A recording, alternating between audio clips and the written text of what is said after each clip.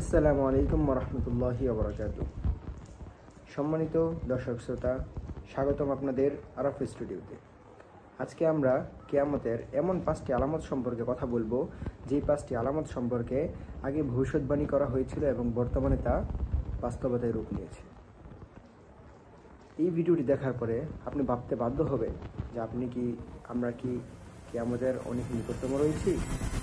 চলুন আজকের এই ইসলামিক ভিডিওটি শুরু করা যাক।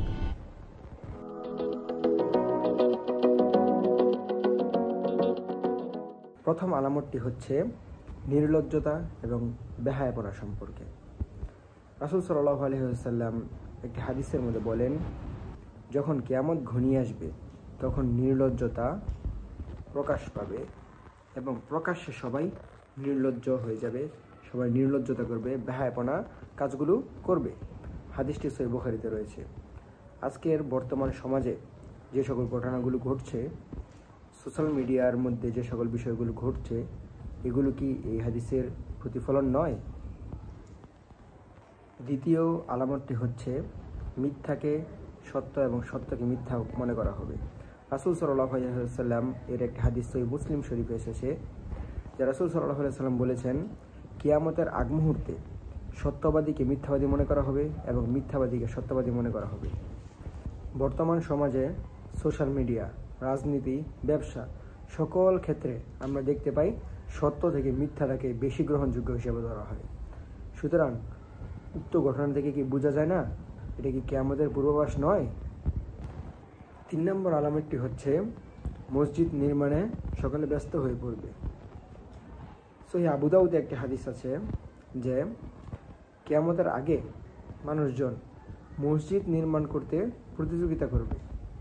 বর্তমান সমাজে আমরা দেখতে পাই অসংখ্য মসজিদ রয়েছে এবং উঁচু উঁচু অনেক দৃষ্টিনন্দনভাবে মসজিদকে তৈরি করা হচ্ছে, কিন্তু সেখানে মুসল্লি কতজন আছে? সেখানে তো মুসল্লি নাই। তাহলে আমরা কি মসজিদ সাজাচ্ছি নাকি আমাদের অন্তরকে সাজাচ্ছি? আমরা নিজেরাই নিজেদেরকে প্রশ্ন করি। 4 নম্বর আলামতটি হচ্ছে উঁচু উঁচু ভবন নির্মাণের প্রতিযোগিতা। রাসূল সাল্লাল্লাহু আলাইহি ওয়াসাল্লাম সহিহ মুসলিমে একটি হাদিসে এসেছে যে কিয়ামতের আগে নগ্ন পায়ের যারা হাঁটতো তারা একে অপরকে ছাড়িয়ে তারা উঁচু উঁচু ভবন নির্মাণের প্রতিযোগিতা করবে।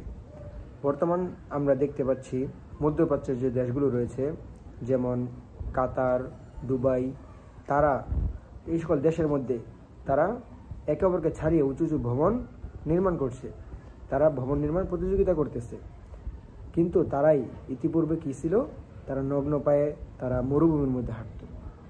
এই ভবিষ্যৎবাণীর কথাই রাসূল সাল্লাল্লাহু আলাইহি ওয়াসাল্লাম বলে গিয়েছিলেন, বর্তমানে তা আমরা ঘুরতে দেখছি। 5 নম্বর যে আলামতটি আমি বলবো সেটি হচ্ছে অজ্ঞ লোক যারা রয়েছে তারা নেতা হবে। রাসূল সাল্লাল্লাহু আলাইহি ওয়াসাল্লাম এর একটি হাদিসে এসেছে যে রাসূল সাল্লাল্লাহু আলাইহি ওয়াসাল্লাম বলেন, একটা সময় আসবে যখন অজ্ঞ লোকেরা নেতা হবে এবং তারা নিজেরাও পথভ্রান্ত হবে এবং তাদের নেতৃত্বের মাধ্যমে সবাইকে তারা পথভ্রষ্ট করে ফেলবে। বর্তমান সমাজে আমরা কি দেখছি? ইনফ্লুয়েন্সার, সেলিব্রিটি, তারা সমাজ গঠনের নেতৃত্ব দিচ্ছে এবং তারা সমাজকে নষ্টও করছে। তারা সমাজ গঠনের নেতৃত্ব যেমন দিচ্ছে, তেমনিভাবে তারা সমাজকে নষ্টও করতেছে। অজ্ঞ লোক, তাদের ভিতরে ইসলামের কোনো আলো নেই, কিন্তু তারা সমাজ গঠনের নেতৃত্ব দিচ্ছে। প্রিয় ভাই ও বোনেরা, আমি যে আলামতগুলোর কথা বললাম, এই আলামতগুলো কি আমাদের এখনও ভাবায় না যে আমরা কি আমাদের কতটা নিকটে? সুতরাং চলুন আমরা নামাজ পড়ি, আল্লাহর পথে ফিরে আসি, আমরা কোরআনের সাথে সংযুক্ত হই। কারণ কিয়ামত হঠাৎ করেই চলে আসবে। এটা আগে কাউকে বলে আসবে না যে কিয়ামত আসতেছে, হঠাৎ করেই চলে আসবে। আল্লাহ তাআলা সূরা আরাফের 127 নম্বর আয়াতের মধ্যে বলেন, সে সময় এসে যেন তোমাদেরকে এমন অবস্থায় না পায় যেন তোমরা গাফেল। সুতরাং আসুন আমরা তওবা করি, নামাজ পড়ি, কোরআনের সাথে সংযুক্ত হই।